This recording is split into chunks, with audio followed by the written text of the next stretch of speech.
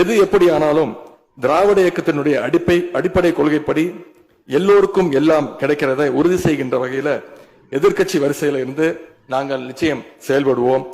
நடந்து முடிந்த தேர்தலில் ஆட்சி அமைப்பதற்கான பெரும்பான்மையை ஆளுங்கட்சிக்கு மக்கள் வழங்காமல் போனாலும் திராவிட முன்னேற்ற கழகத்துடைய தலைமையில் தேர்தலை சந்திச்சு வென்ற தோழமை இயக்க சட்டமன்ற உறுப்பினருடைய ஆதரவோடு ஆட்சி அமைத்திருக்கக்கூடிய புதிய அரசிற்கும் மாண்பு முதலமைச்சர் அவர்களுக்கும் என்னுடைய வாழ்த்துக்களை நான் மீண்டும் தெரிவித்துக் கொள்கின்றேன்.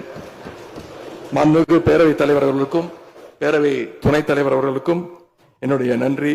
உங்களுடைய பணிகள் சிறக்கட்டும். மீண்டும் என்னுடைய வாழ்த்துக்களை தெரிவித்துக் கொள்கிறேன். நன்றி, வணக்கம். உதயநிதி சார் நல்லா கேட்டுக்கோங்க. விஜய்னா மக்கள் அதாவது 108 சீட்டு கொடுத்து நாங்க தப்பு பண்ணிட்டோம், 200 சீட்டு கொடுக்கணும்னு சொல்லிட்டு இப்ப யோசிக்கிறாங்க. ஏன்னா அந்த 10 சீட்டுக்கு எவ்வளவு கஷ்டப்பட்டாரு அண்ணன், நீங்க என்னெல்லாம் பண்ணீங்கன்னு தெரியும். மக்கள் இப்போ 200 சீட் மேல ஜெயிக்க வச்சிருக்கணும், உங்களுக்கு டெபாசிட்டே கொடுக்கூடாதுன்னு நினைச்சிருக்காங்க. அதாவது வாக்குறுதி பத்தி நீங்க பேசவே கூடாது.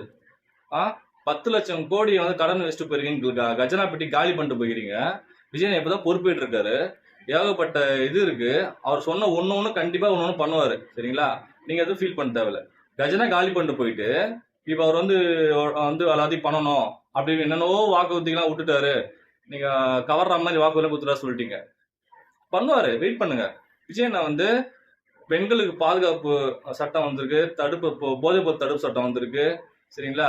நிறைய கொண்டு வந்திருக்காரு. ஒயின் ஷாப் 700 ஒயின் ஷாப் மேல க்ளோஸ் பண்ண சொல்லி ஆர்டர் போட்டிருக்காரு. இது யாரு பண்ணிருக்கா? விஜய் பண்ணிருக்காரு, நல்லா ஆட்சி கொடுத்துருக்காரு. 3 நாள்லயே அண்ணன் மக்கள் சேவை செஞ்சிருக்காரு.